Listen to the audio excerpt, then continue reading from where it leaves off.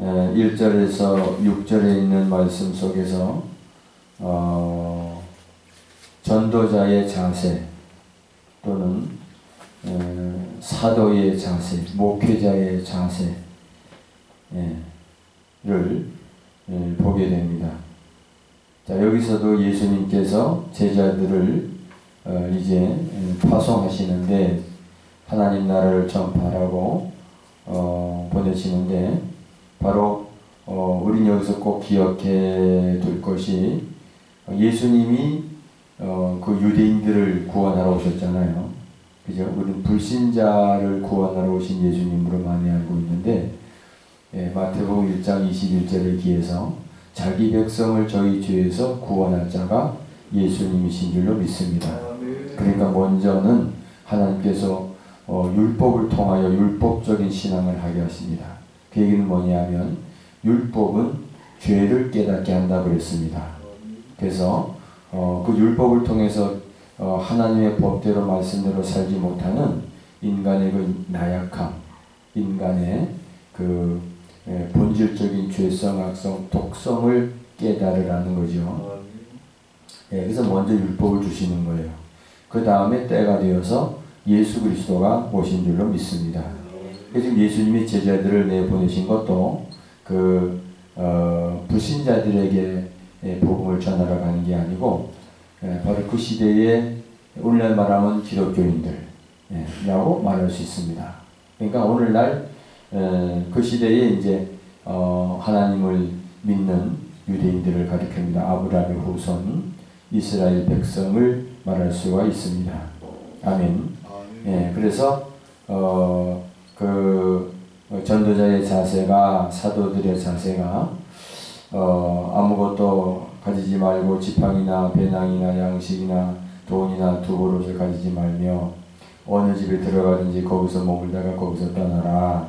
5절에 말씀하시기를 누구든지 너희를 영접하지 아니하거든 그 성에서 떠날 때에 너의 발에서 먼지를 떨어버려 그들에게 증거를 삼으라. 아멘. 그러니까 먼저는 그래서 전도자는 목회자는 이 돈주머니를 전대를 차면 안 되고 돈주머니가 있으면 안 돼요. 그냥 살아가는데 필요한 의식주가 해결되면 될 줄로 믿습니다. 돈 버는 자가 아닙니다. 목회자가 돈을 벌고 돈을 쌓아놓고 여기저기 땅 사고 집 사고 부를 즐기는 것은 그 이미 타락했다라고 보는 거예요. 왜냐하면요 세상의 유혹, 이생의 자랑 이런 것들이 유혹이 넘어오기 때문에 그래요. 그래서 우리가 전도자의 자세, 목사들의 자세라고 이제 말씀을 드리는 것이고 이것을 우리가 마음에 두지 않으면요 이런 예수님이 제자들을 파송할 때 하신 이 말씀들을 마음에 두지 않냐고 목회하면 사람을 많이 모으면 돈이 많이 나오면 자꾸 자기 유익을 챙기는데 급급해서 사람의 욕심이 한이 없잖아요. 목회자라고 뭐 별거 아닙니다. 똑같아요. 그래서 그 다음에 두 번째로 5절 말씀에 누구든지 너희를 영접하지 아니하거든 그 성에서 떠날 때 너희의 발에 먼지를 떨어버려서 얘기는 뭡니까? 상종하지 말라는 거지요. 그러면 불신자가 아니라 그 시대에 말하면 아브라함의 후손이요 이스라엘 백성들을 유대인들 바리새인들을 말하는 거거든요. 그들은 이미 율법을 통해서 메시아 그리스도가 오신다고 하는 말씀을 배웠던 자들이란 말이에요. 그렇죠? 그러니까 그들에게 가서 복음을 하나님 나라를 전파하는데 저들이 받아들이지 않으면 다시 말하면 제가 늘 말씀드리는 땅 차원의 믿음 상태에 머물러 있는 저들 하늘 차원의 믿음 상태로 개혁하고 전환되지 않고 있다면 그냥 나오라는 거예요. 먼지를 떨어버리라는 거예요. 그래서 불신자 전도가 아니다 여기서는. 그래서 불신자 전도 같으면요 한 번에 가가지고 그 됩니까? 몇 년을 두고 한 번 또 얘기하고 또 얘기하고 싫은 소리 듣고 욕도 먹거리면서도 또 그래도 복음을 전하고 뭐 그러면서 그저 겨우 교회 나오게 되잖아요. 그렇죠? 그래서 불신자 전도가 아니라고 보는 겁니다.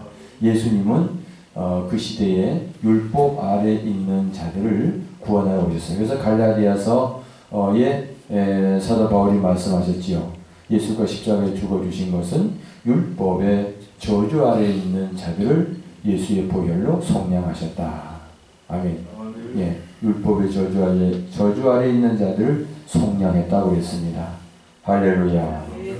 예, 그래서 우리 집회는 초신자, 불신자 그 전도하는 단계가 아니고 이미 예수를 믿어 구원받은 하나님의 자녀들이 하늘 차원의 믿음 상태로 개혁하게 하는 것, 전환하게 하는 그리스도의 말씀인 줄로 믿습니다. 아멘. 이 단계가 있는 거예요. 먼저 율법 아래 신앙을 할 때가 있고 그 다음에 그리스도 예수 진리 안에서의 신앙이 되어져야 될 줄로 믿습니다. 이걸 지금 강조하는 거예요. 땅 차원에서 하늘 차원으로 말씀드리는 겁니다. 그 다음에 7절 말씀부터 그 9절에 보면 분봉왕 헤롯이 모든 일을 듣고 심히 당황하니 이는 어떤 사람은 요한이 죽은 자 가운데 살아났다고도 하며, 그러니까 예수님이 지금 이렇게 역사하시고 계시는데 이 분봉왕은 자기가 목베어 죽인 요한이 다시 살아났다 이렇게 생각하고 있다는 거예요. 그러니까 이들도 어쩌면 부활할 거라고 하는 것을 어설프나마 믿고 있는 것이 아닌가 그런 생각을 하면서 8절 어떤 사람들은 엘리야가 나타났다. 지금 누구 보고 그러는 거예요? 예수님 보고 그러는 거죠. 그 세례 요한이 죽었던 세례 요한이 다시 살아났다. 혹은 옛날에 선지자 엘리야가 다시 부활했다 나타났다. 또는 어떤 사람은 옛 선지자 한 사람이 다시 살아났다고도 했다. 예. 예수님을 아직 알아보지 못하고 세례 요한 같다, 엘리야 같다, 선지자 같다. 예. 그러니까 예수님에 대한 바른 올바른 그 지식이 없는 거죠. 9절 헤롯이 이르되 요한은 내가 목을 베었거늘 이제 이런 일이 들리니 이 사람이 누군가 하며 그를 보고자 하더라. 헤롯이 세례 요한을 목 뺄 때에 자기가 직접 가서 요한의 목을 벤 건 아니죠. 그죠? 명령했죠. 부하들에게. 그때는 자기는 세례 요한을 죽이지 않았다라는 마음을 가졌을지 모릅니다. 자기가 명령해서 죽였지만 근데 여기 와가지고는 내가 아직 죽였다라고 살인했다라고 그렇게 또 얘기를 해요. 예. 자, 계속 읽어보겠습니다. 조금 더 얘기를 하면 그래서 예수님은 구세주고 예수님은 메시아고 예수님은 그리스도이시다. 하나님의 아들이시다. 아멘. 엘리야, 선지자, 세례 요한 이런 선지자가 아니라 그 선지자와 예수님과의 분별이 있어야 우리가 선지자를 따라가지 않고 원래 말하면 목사를 따라가지 아니하고 사람을 따라가지 아니하고 예수님을 따라간다. 아멘. 예수를 따라간다고 하는 것은 예수님이 하신 말씀 진리를 먹고 진리를 마음에 두고 이루어가고 순종하는 것을 말합니다. 그래서 우리 많은 기독교인들이 자꾸 사람을 따라가요. 예, 그렇기 때문에 그 사람은 선지자 역할밖에 못하는 겁니다. 예수님에게 자꾸 인계해야 된다. 그래서 제가 목사님들이 자꾸 이렇게 진리로 생명으로 예수님으로 성도들을 이렇게 중매하는 중매쟁인데 그래서 자꾸 이게 예수님께로 가도록 해야 돼요. 말씀대로 살아가도록 해야 된다.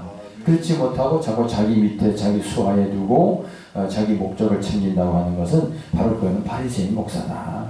예, 그건 거짓 목사고 가짜 목사다. 예, 그렇게 말씀을 좀 드리는 거예요. 할렐루야. 예, 그러면요 자기 밑에 있는 목사, 자기 밑에 성도들을 두지 못하면 성도들이 떠날까봐 겁이 나요. 왜? 거기서 목을 매거든요. 그 사람한테 돈 나오는 게 얼마인데.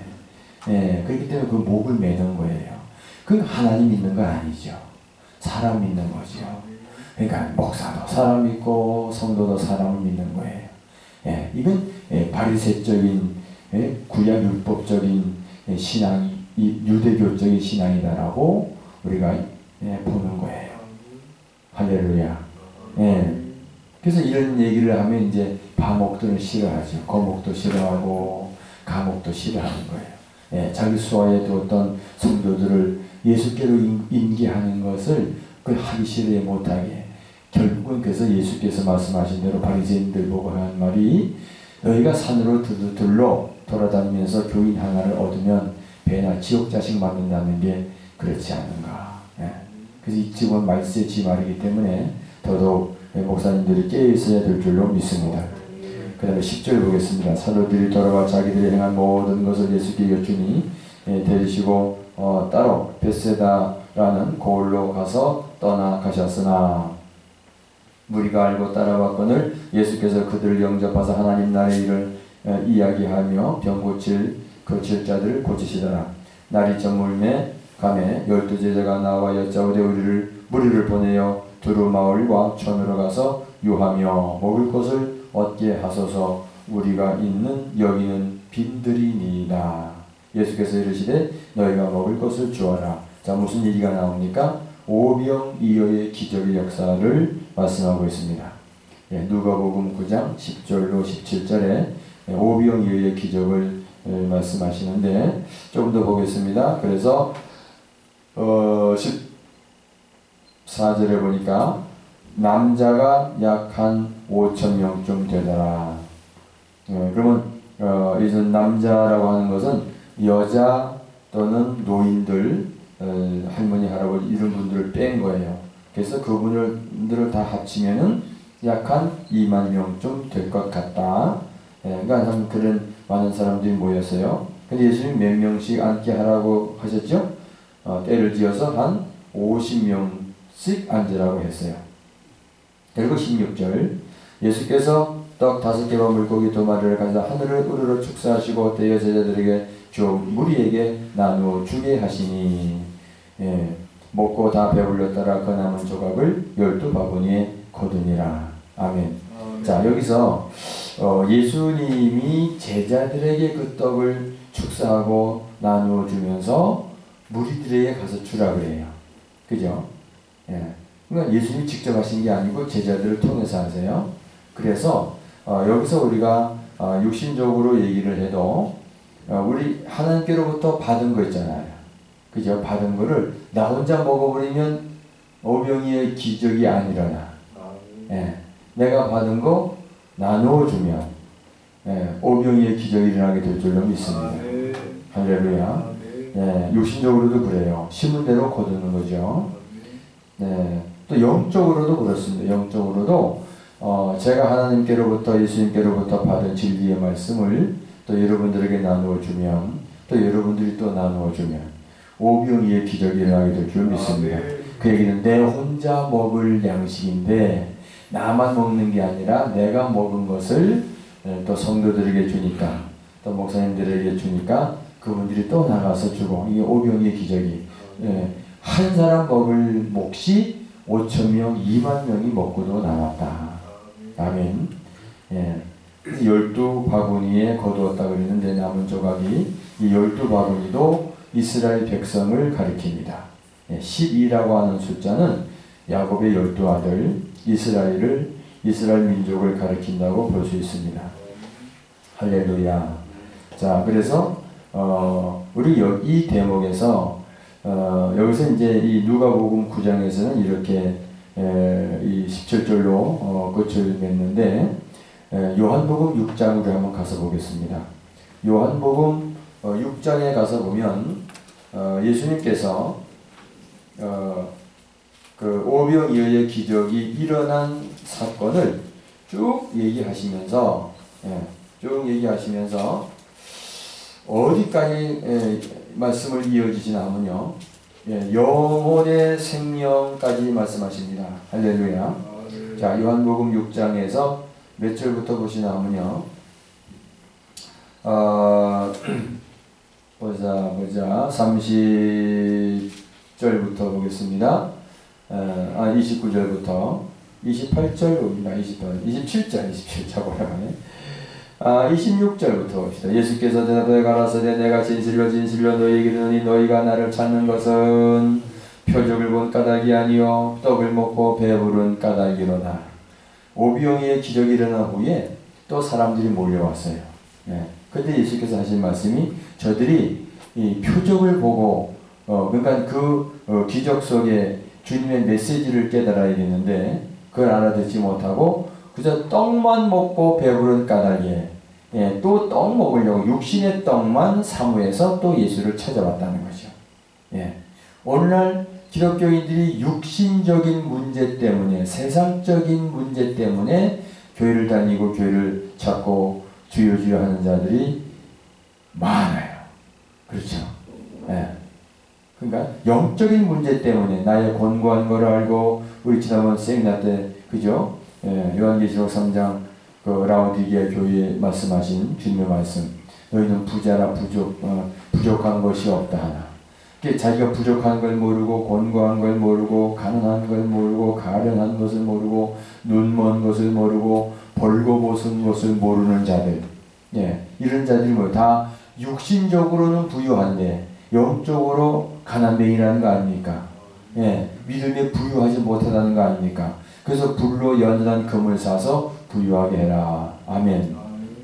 그거 못하는 거예요. 육신적 땅 차원의 세상적 부귀영화 출세 성공에 돈 많이 벌고 그거를 육신적 축복을 그 세상적인 복을 그게 진짜 더 이상 그냥 복을 영적인 복 신령한 복을 사모하지 않는 육신적인 복에 머물러 있는 사람들 똑같은 지금 모습이에요.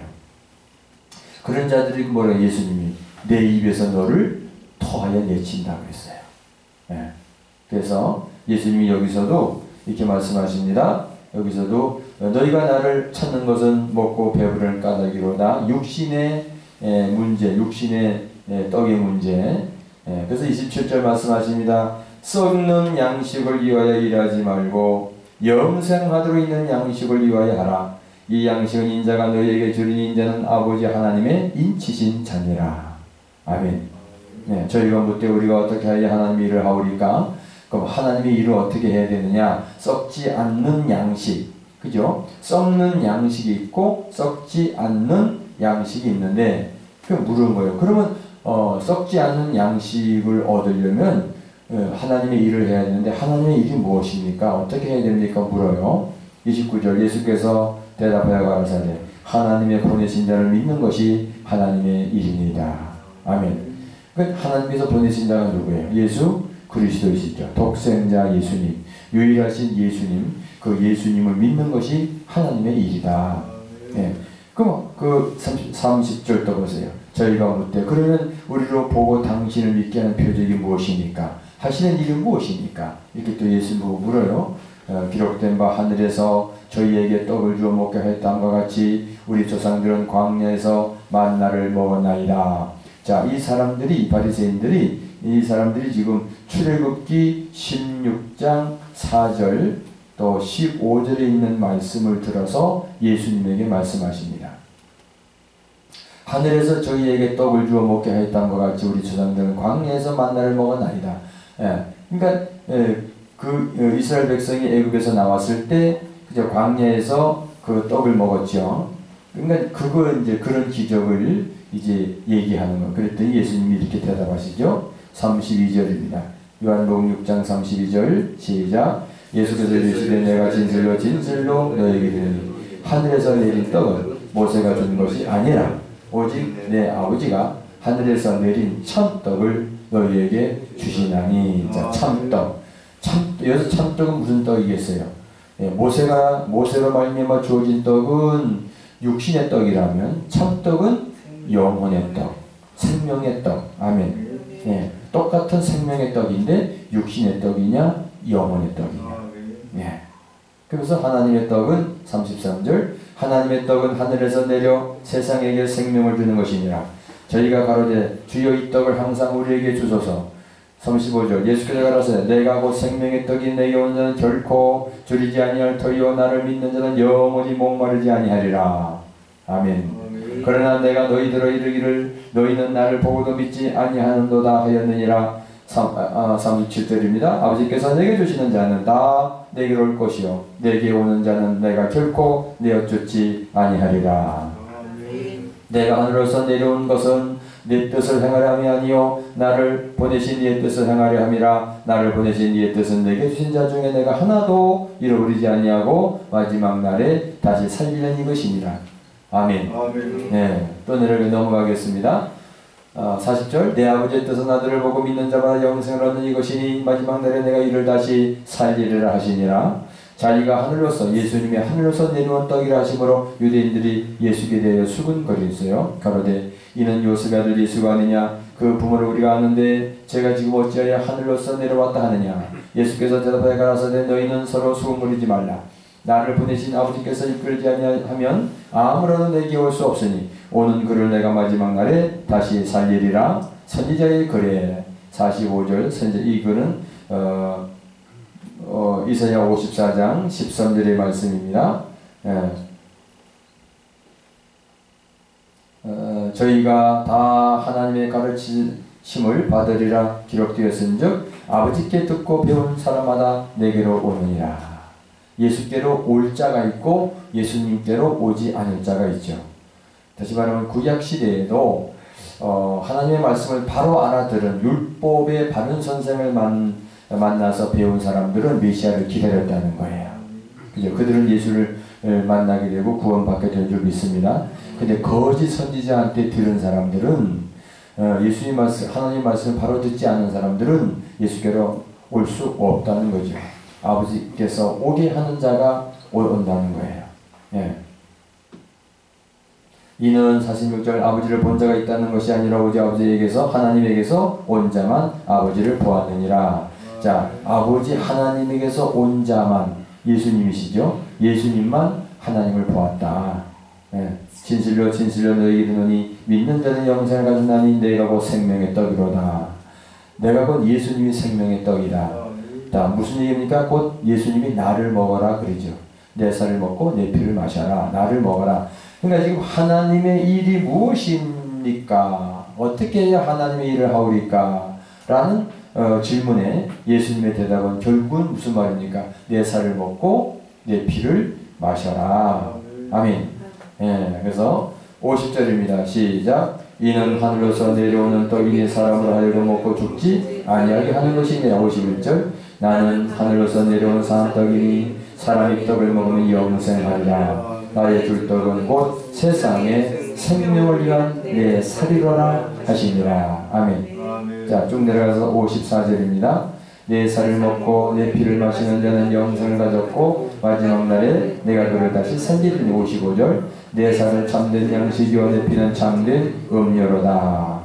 내 살을 먹고 내 피를 마시는 자는 내 안에 거하고 나도 그 안에 거하나니. 아멘. 네.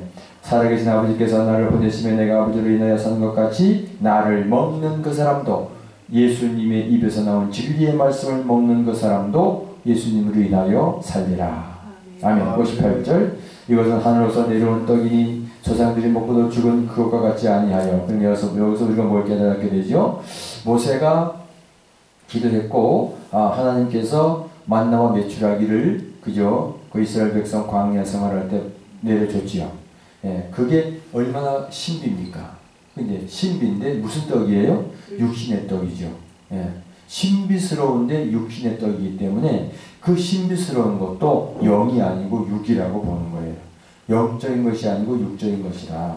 그래서 이적 기적이 신비스럽지만 영적이 아니다 이렇게 얘기하는 겁니다. 이 떡을 먹는 자, 예수님을 먹는 자는 영원히 살리라. 아멘. 영원히 살리라. 자, 그러니까 이런 말씀하니까 이 사람들이 다 떠나갔어요. 무리들이 다 떠나갔어요.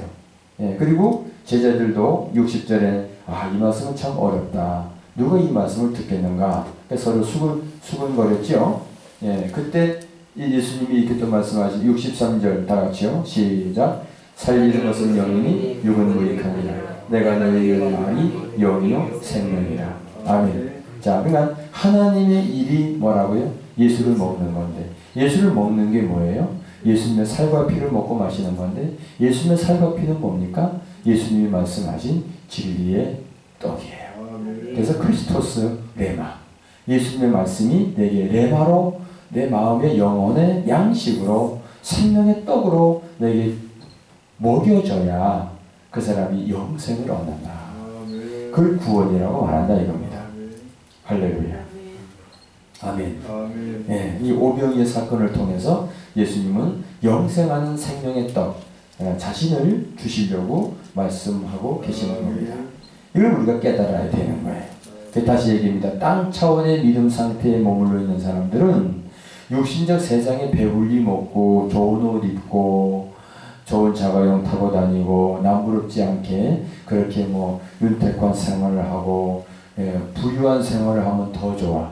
그것이 돈 많이 벌고 좋은 집 짓고 살고 그러면 그것이 하나님의 복이다 라고 거기에 머물러 있다는 거예요. 그건 아니다. 아멘. 그대로 가면 쭉정이다 쭉정이다. 곡식으로 말하면 알곡이 아니다. 그럼 예수님의 생명의 떡을 받아먹고 예수님의 생명의 진리의 말씀을 사모하는 자가 이것이 천국을 사모하는 자고 천국을 침노하는 자고 결국은 생명을 하나님의 생명을 채워서 내 안에 내 마음의 생명을 채워서 천국을 차지하게 되고 쟁취하게 되고 될 줄로 믿습니다. 내 심령에 뭐가 일어나요? 천국이 이루어지는 거다.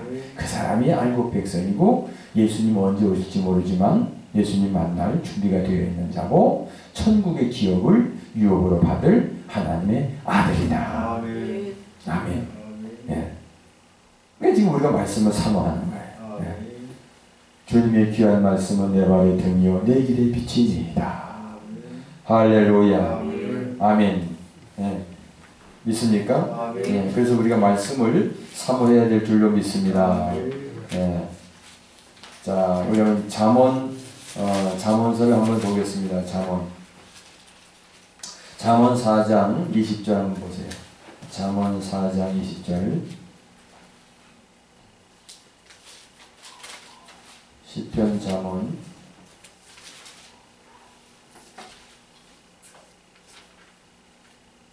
잠언 4장 20절 또 22절입니다. 찬송 다 같이요. 20절부터 내 아들아 시작. 내 아들아 내 말에 주의하며 나의 이르는 것에 내 귀를 기울이라. 그것을 내 눈에서 떠나게 말며 내 마음 속에 지키라. 그것은 얻는 자에게 생명이 되며 온 육체의 건강이 됨이라. 그렇죠? 온 육체의 건강이 됩니다. 이 건강이란 말이 영어 성경에 보니까 메디슨, 약입니다. 약이에요. 그러니까 내 온 육체의 약이 된다. 자, 그래서 여러분 20절에 내 아들아 내 말에 주의하며 내 말에 주의하며 거기 밑줄을 묶어버리시고 내 말에 주의하며 내 말에 주의하며 내 말에 주의하며 1번 해서 1번 내 말에 주의하며 두 번째로 내가 말하는 것에 귀를 기울이라. 아멘. 1번 내 말에 주의하며 2번 내 말에 귀를 기울이라. 그 다음에 3번 내 말을 내 눈에서 떠나게 하지 말며. 여기 3번이에요. 3번 내 말을 내 눈에서 떠나게 하지 말며. 그 다음에 네 번째로 내 마음 속에서 지키라. 아멘. 자, 이렇게 하면 생명이 된다. 말씀이 생명이 되어서 내 온 육체의 약이 된다. 아멘. 육체를 또 영혼으로 보도 되죠. 그래서 우리 잠깐 우리 묵상하겠습니다. 자, 예수님의 말씀이 생명이 되고 영생이 된다는 말씀에서 구약의 잠언에서 이렇게 말씀하셨어요. 그래서 첫째로 내 말에 주의하며 그랬어요. 내 말에 주의한다. 이 말은 우리가 쉽게 생각해가지고 하나님의 말씀을 읽을 때 대충 읽지 말고 대충 읽으면 안 됩니다. 마치 고3 수험생이 교과서를 집중해서 보듯이 그렇게 꼼꼼하게 보고 단어 하나하나도 빠뜨리지 않고 그렇게 말씀을 읽으면 우리의 모든 그런 육신적인 이 두통도 사라진다는 어느 목사님의 간증이 있었어요. 두통도 사라지더래. 육신의 병도 사라지더래. 그래서 내 말에 주의해라. 대충 읽지 말고 꼼꼼하게 단어 하나하나 빠뜨리지 말고 수험생이 공부하는 것처럼 그 말씀을 내가 그렇게 읽어라. 아멘. 읽는 거. 이렇게 읽어라. 두 번째로 내 말 귀를 기울이라. 자, 첫째는 눈으로 읽고 두 번째는 귀로 듣는 거예요. 내가 말하는 것은 내 귀를 기울이라. 귀로 듣는 거예요. 말씀을 귀로 듣는 것도 매우 중요합니다. 그래서 말씀을 소리내어 읽으면 육신적으로도 우리 호흡기 계통의 모든 병이 다 사라진대요. 또 어느 목사님이 이런 체험하셨대요. 말씀을 소리내어 읽어라. 소리내어 읽으면 내가 말하는 소리를 내 귀에 듣는 거야. 이러고 기도할 때도 기도하는 말을 내가 기도하면서 내 귀로 들어야 돼요. 분명하게 확실하게 들어야 돼요. 내가 무슨 말을 했는지 내가 들어야 돼요. 그래서 말씀을 귀로 듣는다. 첫 번째 눈으로 보고 두 번째 귀로 듣는 거예요. 그 다음에 세 번째로 내 말을 또 눈으로 보고 그랬어요. 자, 세 번째 말이 뭐죠? 내 말을 내 눈에서 떠나게 하지 말며. 첫 번째는 읽는 거 얘기했죠. 읽는 거. 두 번째로 귀로 듣는 거. 세 번째로 눈으로 보는 거. 아멘. 내 말을 눈으로 보고 성경을 정기적으로 읽으면 치매가 사라진다네.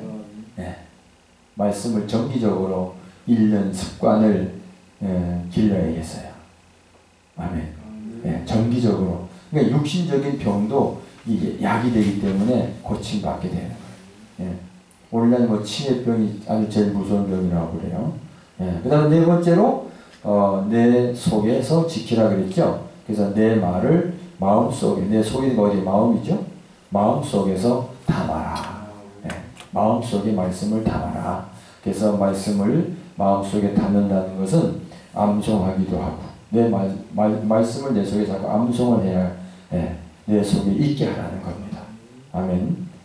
그러면 말씀이 마음속에 있으면 신경성 질환도 생기지 않는데요.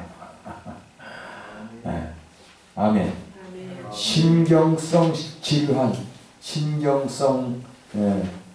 신경정신 질환 있잖아요. 이게 생기지 않는데요. 그래서 말씀을 외우기도 하고 눈으로 보고 정기적으로 읽고 아멘.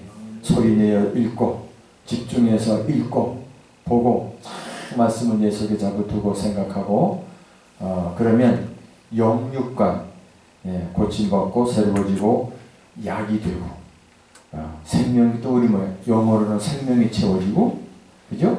하나님의 영생이 내게 자꾸 들어오고 내 속에 진리가 살아있게 되는 줄 믿습니다. 할렐루야. 지난 언젠가 화요일인가 요 앞에서 어느 청년이 전도를 하고 있는 거예요. 전도를 하는데 예수 믿으세요 이러다가 주로 이